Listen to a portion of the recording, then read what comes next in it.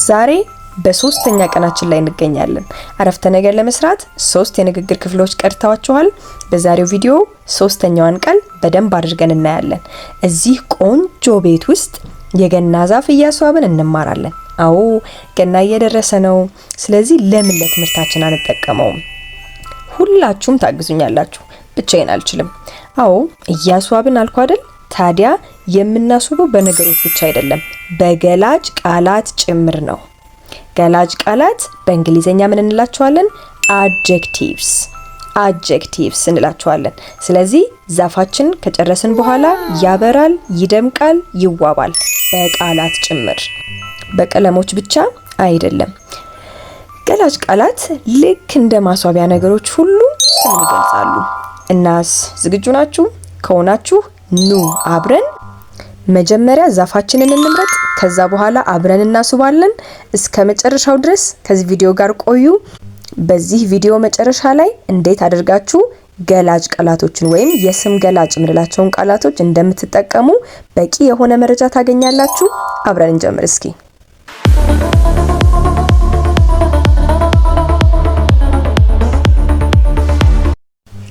ኦኬ ሶ መጀመሪያ እስኪ ዛፍ እንምረጥ። መጣላት አይቻልም። ተስማምተን ነው የምንመርጠው። ስለዚህ እስኪ ይሄንን ነኝ። ይሄ አጭር ነው። አያችሁ? አጭር ነው ስል ዛፉን እየገለጽኩት ነው። ስለዚህ this is short እንላለን። short ስንል ዛፉን እየገለጽን ነው ማለት ነው። ሌላ ደግሞ እስቲ ይሄ ሰው ሰራሽ ነው። this is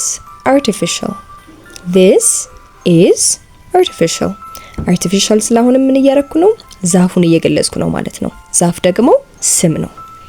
ቀጣይ ደግሞ እስቲ ምርጫችንን እንይ። ይሄ ነጭ ነው። this is white አሁንም ዛፋችን እየገለጽን ነው። እኔ አልተመቸኝም። ደግሞ ሌላ እስኪ በመጨረሻ እስኪ ይሄን ዛፍ ግለጹት እናንተ። እኔ ከመግለጼ በፊት ለእናንተ እድል ልስጣችሁ። ኦኬ ሞከራችሁት? እኔም ልግለጸውና ከተስማማን ደስ ይለኛል።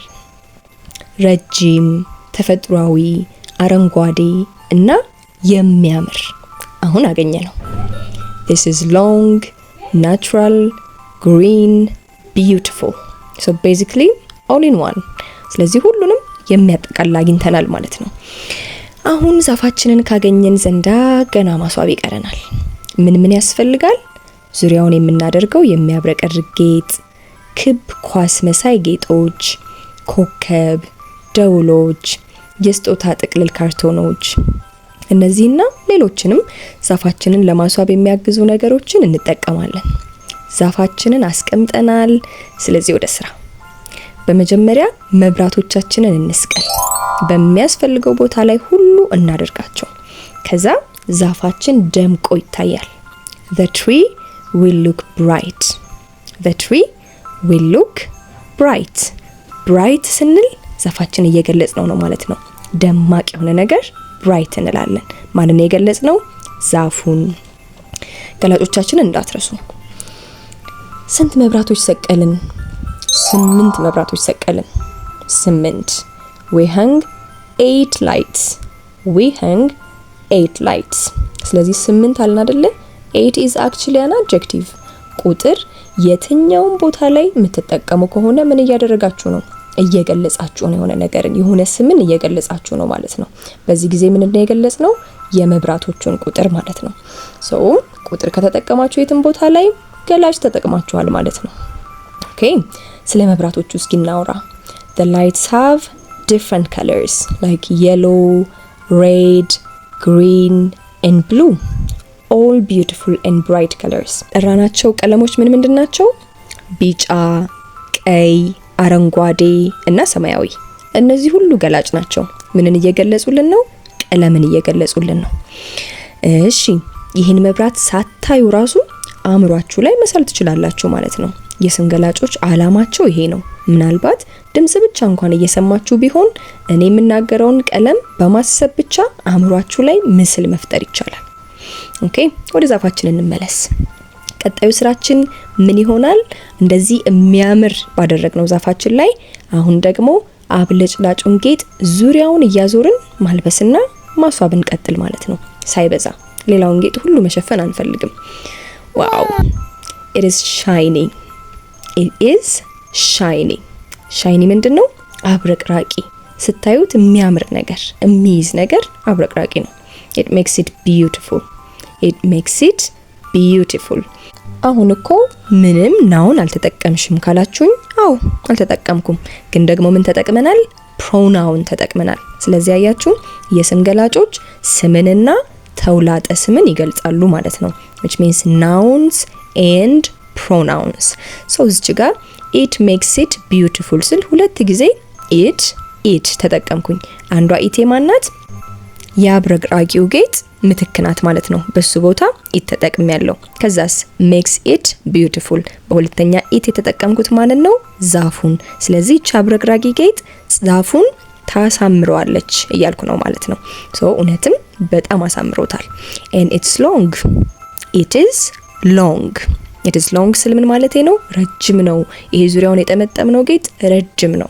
ስለዚህ ይሄ ሁሉ ምንድነው? አሁን እርዝመትን ገለጽኩኝ ማለት ነው። እነዚህ ሁሉ ገላጮች እንላቸዋለን። እኛ ዛፋችንን እናሳምራለን፣ እነዛ ስሞችን ይገልጻሉ። ለአድማጩ ባያየው እንኳን ምስልን ለመፍጠር እየተጋገዝን ነው ማለት ነው። አሁን ሌሎች ማሳመሪያዎችን እንጨምር። በመጀመሪያ ትልልቆቹን ማስዋቢያ ክብ ኳሶች or the big round balls እንስቀል። ከዛስ ትንንሾቹን and then the small ones። አያችሁ መጠናቸውን በገላጭ ቃል ተጠቅመን ማስረዳት እንችላለን። ዝም ብዬ ኳሶቹን ስጡኝ ከምላችሁ በመጠን ስገልጽ እንግባባለን ማለት ነው። ከዛ ምን ብለናል? ክብ round። አያችሁ round ደግሞ ምኑን ነው የገለጽኩት? አሁንም መቼም መጠንን እየገለጽኩ አይደለም። አሁን ደግሞ ምንን ነው የገለጽኩት? ቅርጽን ነው የገለጽኩት ማለት ነው። ስለዚህ ክብ ስንል፣ አራት ማዕዘን ስንል፣ ሶስት ማዕዘን ስንል ወይም ደግሞ የኮከብ ቅርጽ ያለው ስንል እነዚህ ሁሉ ምንድናቸው? ከቅርጽ አንፃር ነገሮችን ወይም ስሞችን ይገልጹልኛል ማለት ነው። እነዚህ የስም ገላጮች የማይገልጹት አይነት ስም የለም። ስለዚህ በደንብ አድርገው ያግዙናል። ቋንቋችንን ደረቅ ከመሆኑ እኮ ነው የታደጉት። የስም ባለውለታዎች ናቸው። ከዛ ብናወዛውዛቸው ደስ የሚያሰኝ ድምጾች የሚያወጡ የደወል ጌጦቻችንን ደግሞ እንስቀል። let's hang the bells that have cheerful sounds. let's hang the bells that have cheerful sounds. ምን ተጠቀምኩኝ? cheerful ከዛ በኋላ ያለችው ቃል ምንድናት? sounds። ድምጽ ስም ነው፣ የነገር ስም ነው። cheerful ስንል ደግሞ ደስ የሚል ወይም ደስ የሚያሰኝ ነገር። አሁንም ምን ተጠቅሜያለሁ ማለት ነው? የስም ገላጭ ተጠቅሜያለሁ ማለት ነው። ኦኬ ከዛስ ደግሞ ምን እናድርግ? on top of the tree let's put the golden star to make this tree special. let's put the golden star to make this tree special. አይደል? ጫፉ ላይ ወርቃማዋን ኮከብ እናስቀምጥና ዛፉን ልዩ እናደርገው። ገና እስኪደርስ ቸኩላችኋል መቼም አይደለም? እኔ ራሴ ዛፌን ሳይ እንደዛ ነው የተሰማኝ። በመጨረሻም መቼም ገናን ያለ ስጦታ ማሰብ አይቻልምና እስኪ የስጦታ ሳጥኖቻችንን እናስቀምጣቸው ከስሩ ላይ። ብዙ አይነት አሉን። ትንሽ፣ መካከለኛ፣ ትልቅ which means small, medium and big። አሁንም ምን እየገለጽን ነው ማለት ነው? የሳጥኖቹን መጠን እየገለጽን ነው ማለት ነው። እሺ አንዳንዶቹ ደግሞ ተጽፎባቸዋል። የተጻፈው ደግሞ በጣም በሚያምር አይነት ያጻጻፍ ዘዴ ነው። so the names are written with elegant letters. the names are written with elegant letters. ስለዚህ አሁን የፊደሎቹን ውበት በምን ቃል ገለጽኩት? elegant በመትል ቃል። እቺ ምንድነች ማለት ነው? adjective ወይም ደግሞ የስም ገላጭ። ስሞች የተለያዩ ሊሆኑ ይችላሉ። የነገሮች ስም አሉ፣ የሰው ስም አለ፣ የእቃ ስም አለ፣ የእንስሳ ስም አለ፣ የቦታ ስም አለ። እነዚህን ሁሉ ከተለያየ ነገር አንፃር ለመግለጽ የምጠቀምባቸውን ቃሎች ነው ምን እንላቸው? አድጀክቲቭ የምንላቸው ወይም ደግሞ ገላጮች የምንላቸው። ሁሉም የኔ ቢሆኑ ብዬ ነው የተመኘሁት። በተለይ በጣም ትልቁ the biggest one ከሁሉም የሚበልጠው የስጦታ ሳጥን። biggest የስም ገላጭ ነው። ብዙ ምርጫ ኖሮን አንዱ ከሁሉ ሲለይ በዚህ ሁኔታ ሲበልጥ ማለት ነው ሳጥናችን the biggest ብለን መጠቀም እንችላለን። ያ ማለት ወደ ምን ይወስደናል? ወደ ማወዳደሪያ አድጀክቲቮች ይወስደናል ማለት ነው።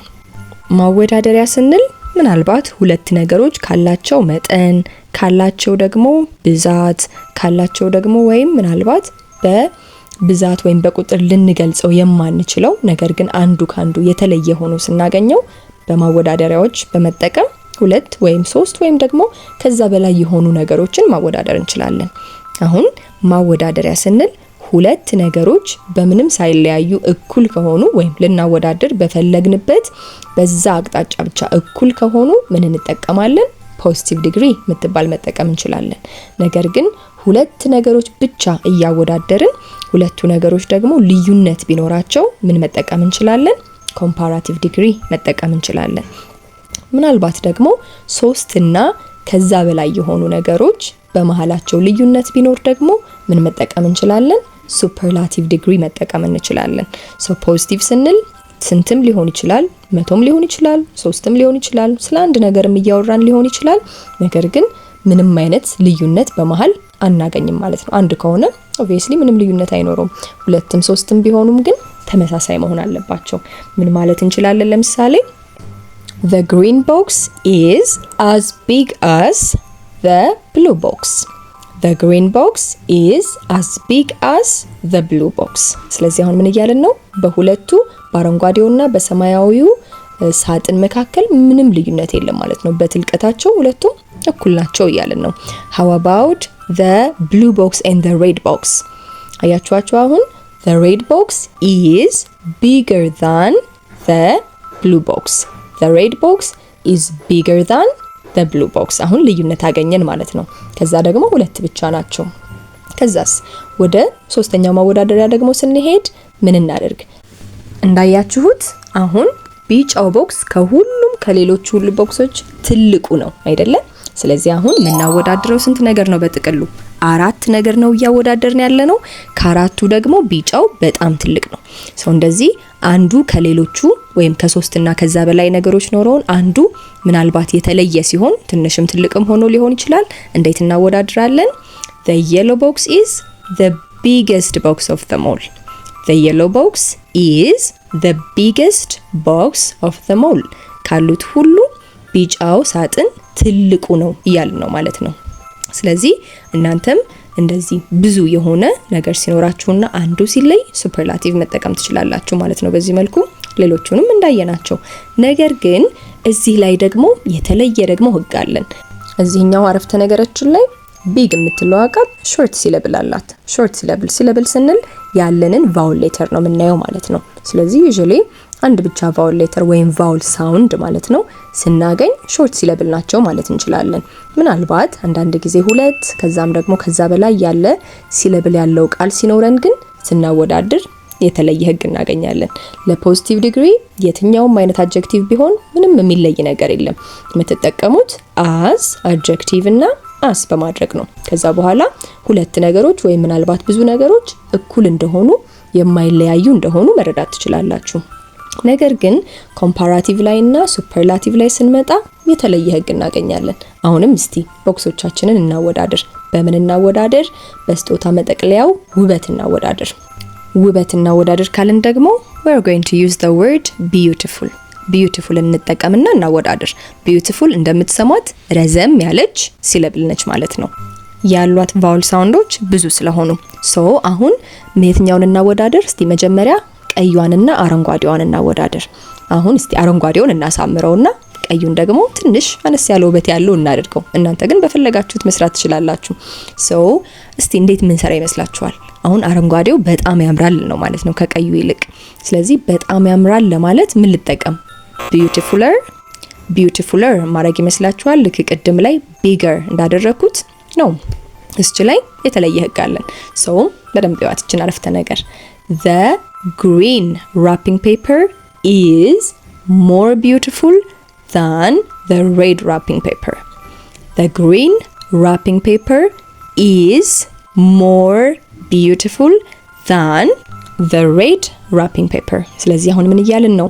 አረንጓዴው የስጦታ መጠቅለያ ወረቀት ከቀዩ የስጦታ መጠቅለያ ወረቀት ይልቅ ያምራል እያልኩ ነው ማለት ነው። ከቀዩ ብጀምርስ ምን አደርጋለሁኝ? ያምራል አንዱ ካለን ሌላኛው በጣም አያምርም ማለት ነው። ሶ ከቀዩ ብጀምር ደግሞ እንዴት ላለው the red wrapping paper is less beautiful than the green wrapping paper. The red wrapping paper is less beautiful than the green wrapping paper. ስለዚህ የሚበልጠውን more እናደርጋለን፣ የሚያንሰውን ደግሞ less እናደርጋለን። ኦኬ ከሁሉም ደግሞ ማንን የሚያስጠላ እናደርገው? አሁን ሁለቱን ስናወዳድር more or less ተጠቅመናል ማለት ነው። አሁን ደግሞ አራቱንም አንድ ላይ እናወዳድራቸውና የሚያስጠላውን እንምረጥ። የሚያስጠላ ከለር እዚህ ጋር የለም፣ በጣም የሚያስጠላል ብዬ አላስብም። ግን let's take the yellow። ለምሳሌያችን ቢጫውን እንውሰደውና እስኪ በቢጫው እንስራ። ሶ አሁን አራቱንም ስለሆነ የምናወዳድረው ምን አደርጋለሁ? እንዴት እንደምንሰራው ተመልከቱ። The yellow wrapping paper is the least beautiful among the four. The yellow wrapping paper is the least beautiful among the four. ስለዚህ አሁን least የምትለውን ቃል ተጠቀምኩኝ ማለት ነው። least ሳደርግ ቀጣይ ያለችው ቃል ምንድነች? በሎንግ ሲለብል የተቀመጠች አድጀክቲቭ ነች። ከሁሉም ነው እያወዳደርኩ ያለሁት። ከሁሉም ደግሞ የሚያምረውን እንምረጥ እስኪ። አሁን ደግሞ እስቲ ብሏን እንውሰዳትና የብሏ መጠቅለያ ወረቀት ከሌሎቹ ሁሉ በጣም ያምራል እንበል እስኪ። ስለዚህ እንዴት ነው ማድረጋት? The blue wrapping paper is the most beautiful among the four. The blue wrapping paper is the most beautiful among the four. ስለዚህ አሁን ደግሞ ምን አደረኩ ማለት ነው? The most የምትል ቃል ተጠቀምኩኝ። ከዛስ አሁንም ያለችኝ አድጀክቲቭ ሎንግ ሲለብል ነች። ሶ በዚህ አድርገን እንግዲህ ሎንግ ሲለብልም ያላቸውን ሾርት ሲለብልም ያላቸውን አድጀክቲቮቻችንን ለማወዳደሪያነት መጠቀም እንችላለን።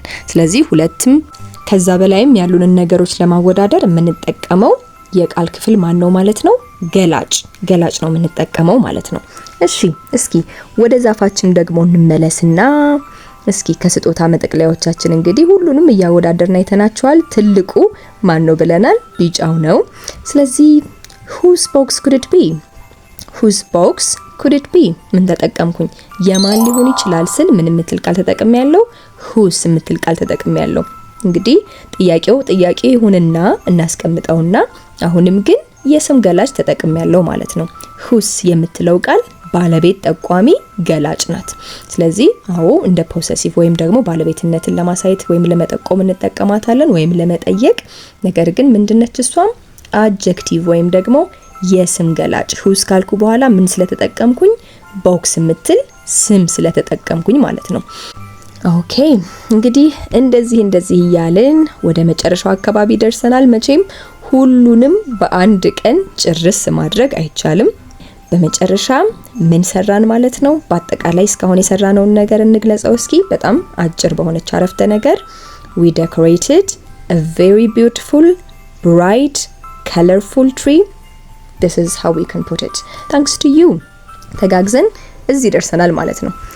በመቀጠል እንግዲህ እናንተም መግለጽ የምትፈልጉት ምናልባት እዚህ ዛፍ ላይ ያያችሁት በጣም የሚያምር ነገር ይሄኛውማ መገለጽ አለበት የምትሉት ነገር ካለ እናንተም መግለጽ ትችላላችሁ። አረፍተ ነገሮቻችሁን ማስቀመጥ ትችላላችሁ። ነገር ግን የተሟላ አረፍተ ነገር ለመስራት እንግዲህ ሁለት የሰዋሰው የቃል ክፍሎች ቀርተውናል። እነሱም ማን ናቸው? ግስ እና የግስ ገላጭ ይቀሩናል ማለት ነው። እነሱን ከጨረስን በኋላ አረፍተ ነገር በደንብ መስራት ትችላላችሁ። ምንም አንጠራጠርም። ኦኬ እንግዲህ ሐሳብ ካላችሁ አስተያየት ካላችሁ እስካሁን ባየናቸው ላይ ኮሜንት ሴክሽን ላይ ማስቀመጥ ትችላላችሁ። ጽፋችሁ ብቻ አስቀምጡልኝ። ምናልባት ጥያቄም ካላችሁ እዛ ላይ ማስቀመጥ ይቻላል። ሰብስክራይብ ማድረግ፣ ሼር ማድረግ፣ ላይክ ማድረግ አይረሳም። የትኛውም አይነት ኮሜንት ካላችሁ ኦነስት የሆነ ኦፒኒየናችሁን ማስቀመጥ ትችላላችሁ። አብረን እያደግን አብረን እየተለወጥን እንሄዳለን። በተጨማሪም በአካልም ሆነ በኦንላይን መማር የምትፈልጉ ካላችሁ በምትመለከቱት ስልክ ቁጥር መደወል ይቻላል። በአካል መማር ለምትፈልጉ አድራሻችን ከኢትዮ ሴራሚክስ ህንጻ ፊት ለፊት ተስፋዬ ወርቁ ህንጻ 4ኛ ፎቅ ቢሮ ቁጥር 405 ብትመጡ እንገኛለን። ለማስተናገድ እናንተን ሁልጊዜም ዝግጁዎች ነን። በተረፈ ያላችሁ ነገር ሁሉ እንደተባባልነው ኮሜንት ሴክሽን ላይ ማስቀመጥ ይቻላል። ለዛሬ ያለኝ ይሄ ነበረ። አይ ቲንክ ብዙ እንደተማራችሁበት ተስፋ አደርጋለሁኝ። በሚያምር ሁኔታ እንደተማራችሁ ተስፋ አደርጋለሁ። በሚቀጥለው እስከምንገናኝ ድረስ መልካም ጊዜ ይሁንላችሁ።